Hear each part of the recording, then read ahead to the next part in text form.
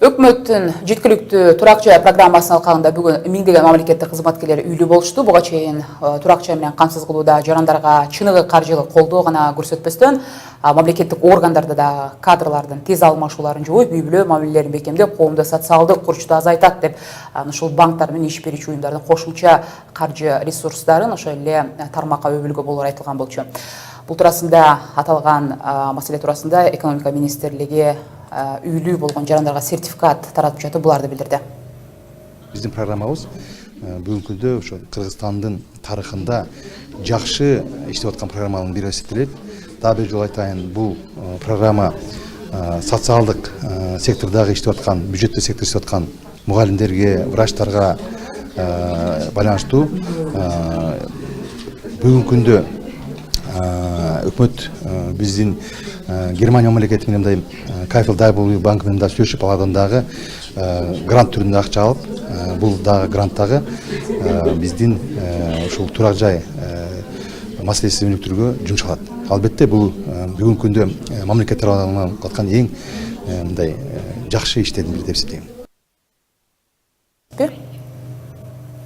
Белли кетсек, насыя сом менен берилет, ал эч кандай доллар курсуна, инфляцияга байланышпайт экен, жана каражат 15 жылдык мөөнөт менен берилерин белгилеп кетейин. Айтор, насыя туурасында калган суроолорум кесиптешим Мирлан Айталыга узатылат. Мирлан, адегенде келиңиз, үй алам дегендерге керектүү болгон негизги маалыматтар тууралуу кеп салсаңыз сөз сизде.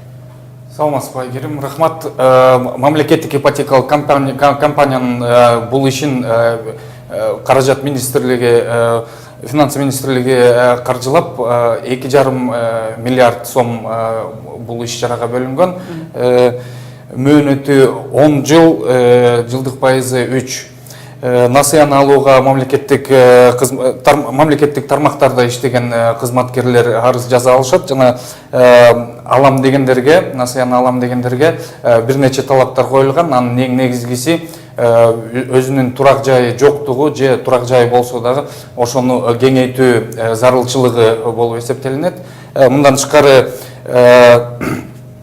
мамлекеттик кызматта иштеп жүргөн убакта каза болгон же майып балдары бар үй бүлөлөргө же көп балалуу үй бүлөлөргө артыкчылык берилери билдирилүүдө.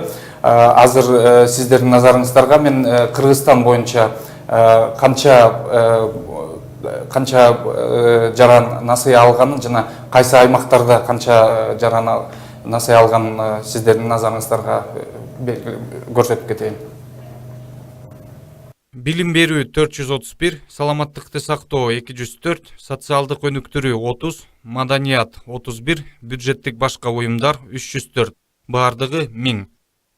Бишкек 376, Чүй 128, Талас 26, Нарын 39, Мысыкөл 114, Ош шаары 174, Ош 28, Жалал-Абад 94, Баткен 21, баардыгы 1000.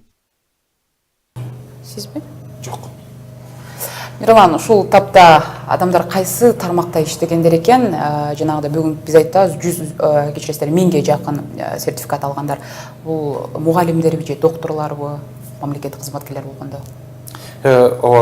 Төмөндөгү тизмеден көрсөтүлгөндөй, азырынча негизи жалпысынан алганда биздин коомдо бул мамлекеттик ипотека компаниясынын иш-чарасы анчалык популярдуу болбой келет. Анткени коммерциялык же болбосо мамлекеттик банктардын талаптарына кээ бир жарандар, мамлекеттик кызматта иштеген кээ бир жарандар талаптарга бир аз кудурети жетпей калышы мүмкүн да. Анткени эң алгачкы төлөм эле 25%дан жогору болуп атат да. Ошол үчүн бул жагынан бир аз кыйынчылык пайда келиши мүмкүн. Бирок экономика министрлигинен кабарлангандай, бара-бара бул көрүнүштү биздин калкка көбүрөөк популярдуу кылып, калктын керегине жарайт деген ишенимин билдиришүүдө.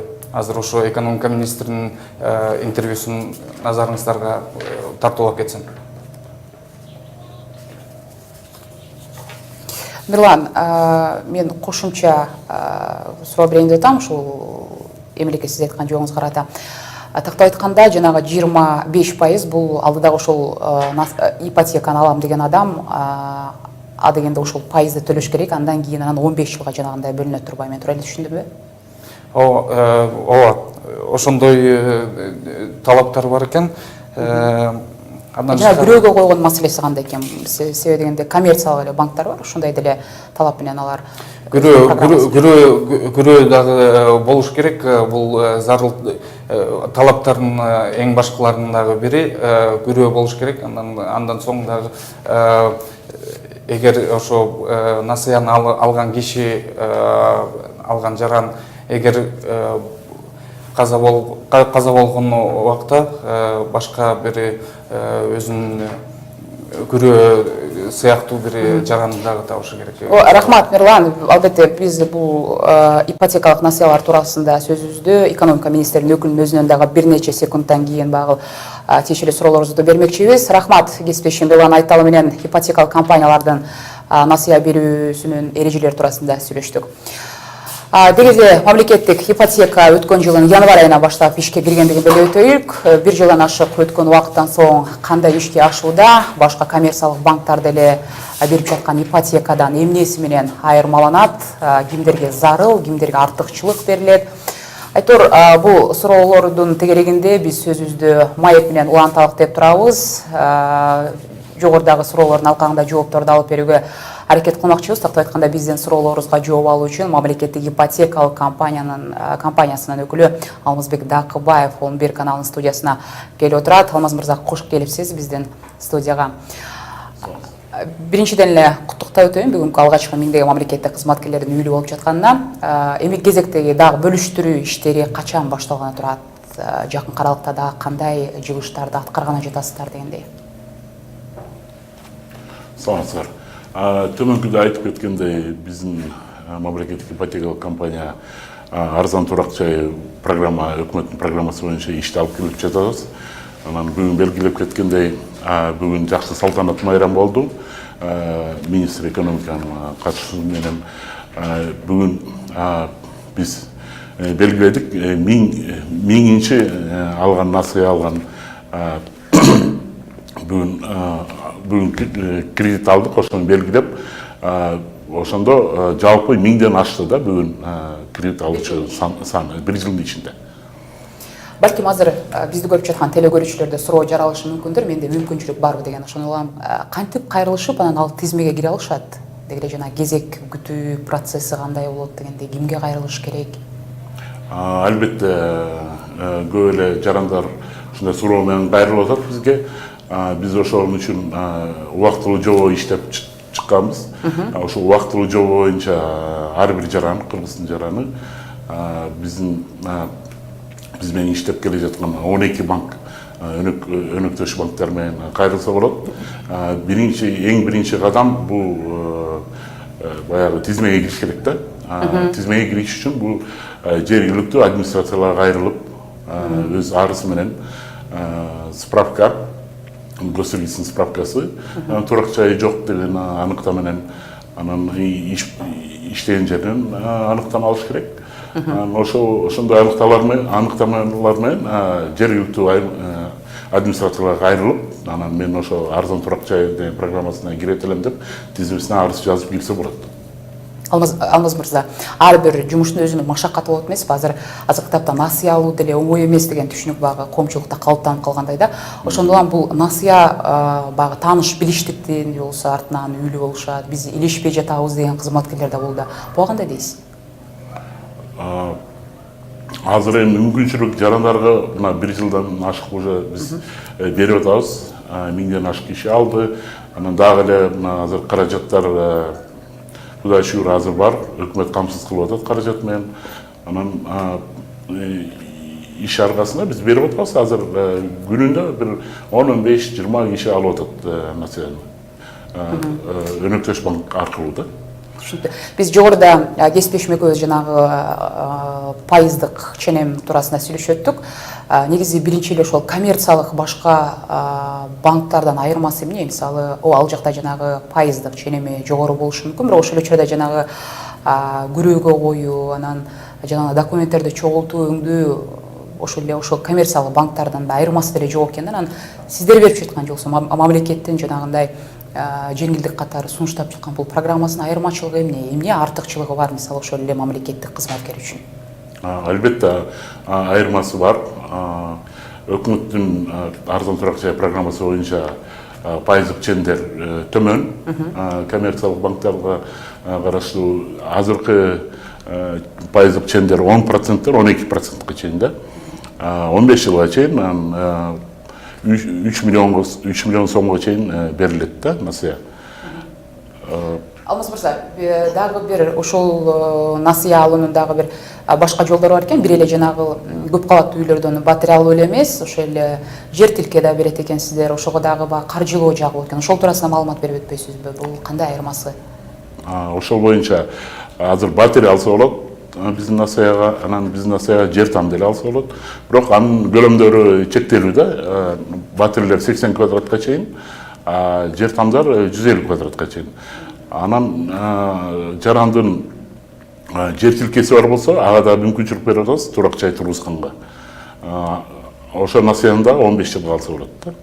Анда эрежелери бар, кантип алыш, кантип кайрылса болот деген биздин интернет баракчабызда маалымат бар, толук маалымат алса. Жорда эми бир жылдын ичинде бүгүн 1000 багыл кардар ошондой үйлүү сертификатын ала турган болсо, дагы бул кайсы жылга чейин эсептелген, мерчемделген, анан жакынкы жарым жыл аралыгында дейсиздерби же жаңы жылга чейин 2018-жыл жаңырганга чейин да канча адамга берелик деп пландап жатасыздар? Биздин план боюнча ушул жылы 3000 чейин жеткиребиз деген ойлор бар да. Буйруса, каражат жеткиликтүү болсо, анан элибиздин да мүмкүнчүлүгү бар болсо, мен ойлойм ошо 3000 деген жетишебиз да насыяга. 3000 насыяга. Алмаз мырза, дагы бир ушул ипотекалык насыя ала турган маалда мамлекеттик кызматтарда иштеген жарандардын жанагы биздин ички миграцияны эске алганда, жанагындай жашаган туруктуу жери жок болгон жерде документтерди алыш керек эмеспи? Ошого байланыштуу да суроолор келип жатат да. Бул кандай болуп калат? Мисалы, аймактардан келген адамдар бул Бишкекте деле туруктуу жашаган жери жок болгондон баягы документтери жок, ошондуктан ошолор деле бериле береби деген суроо болуп атат. Буга кандай жооп алсак болот? Программа боюнча биз албетте ар бир жаранга бергенге укуктуубуз. Бирок биз менен 12 банк иштейт. Анан банктар өздөрүнүн ички процедуралары менен берилет да. Ар бир насыя бериш үчүн өзүнчө эрежелер бар да.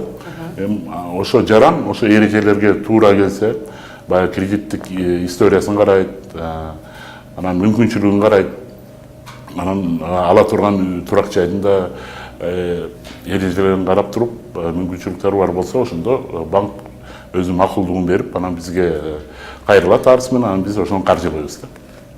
Түшүнүктүү. Насыя ала турган адамдын же болсо займчы деп айтат эмессизби? Банктын алдында жана милдетин же кепилдик бере турган адамы болуш керек деген дагы пунктту көрдүм. Бул иш жүзүнө келгенде кыйынчылык жаратпайбы ошол эле алып жаткан мамлекет? Эми азыр көп деле кыйынчылык жараткан жок. Анткени бул насыя алган эрежеси да. Ар бир насыя мындай албетте кепилдик болуш керек. Кепилдик болуш керек, анан ала турган үй ошо күрөөгө коюлат да. Ошо ипотеканын айырмасы башка насыялардан көрө. Ошо ала турган үйдү насыя күрөөгө койсо болот да. Рахмат сизге, Алмаз мырза. Биздин мамлекеттик ипотекалык компания же болбосо ипотекалык насыялар туурасында сөзүбүздү аталган мамлекеттик ипотекалык компаниянын өкүлү Алмаз Дакыбаев менен сүйлөштүк. Биз болсо уктуруубузду беребиз улантабыз, башка кабарларга тактап айтканда дүйнө жаңылыктарына өтсөк.